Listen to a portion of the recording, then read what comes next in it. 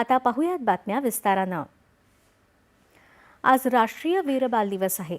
या दिवसानिमित्त आज नवी दिल्लीत विज्ञान भवन इथं होणाऱ्या कार्यक्रमात राष्ट्रपती द्रौपदी मुर्मू यांच्या हस्ते प्रधानमंत्री राष्ट्रीय बाल पुरस्कार प्रदान केले जातील। यंदा या पुरस्कारांसाठी विविध क्षेत्रात उल्लेखनीय यश मिळवणाऱ्या 20 मुलांची निवड करण्यात आली आहे।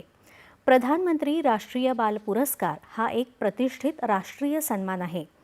या पुरस्काराच्या माध्यमातून केंद्र सरकारच्या वतीनं शौर्य, कला आणि संस्कृती, पर्यावरण, समाजसेवा, विज्ञान आणि तंत्रज्ञान तसंच क्रीडा या क्षेत्रातील असाधारण कामगिरीसाठी मुलांचा गौरव केला जातो। वीर बाल दिनानिमित्त मुख्य राष्ट्रीय कार्यक्रम भारत मंडपम इथं होणार असून पंतप्रधान नरेंद्र मोदी या कार्यक्रमात सहभागी होतील। पंतप्रधान या कार्यक्रमात देशभरातील मुलांना आणि युवा वर्गाला संबोधित करतील। राष्ट्रनिर्मितीमध्ये युवा नागरिकांच्या भूमिका ते मांडतील।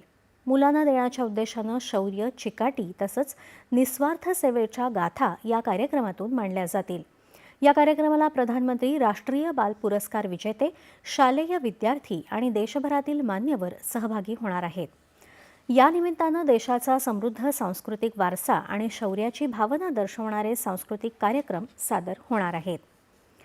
26 डिसेंबर हा दिवस गुरु गोविंद सिंगजी यांचे सुपुत्र साहिबजादे बाबा जोरावर सिंगजी आणि साहिबजादे बाबा फतेह सिंगजी यांच्या हौतात्म्याचं स्मरण करण्यासाठी वीर बाल दिवस म्हणून पंतप्रधानांनी जाहीर केला असून त्यांचं अतुलनीय बलिदान आजही पिढ्यानपिढ्या प्रेरणा देत आहे।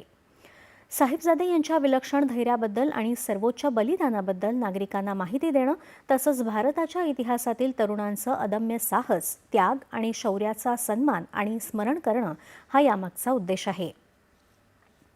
नवी दिल्लीत आयोजित दहशत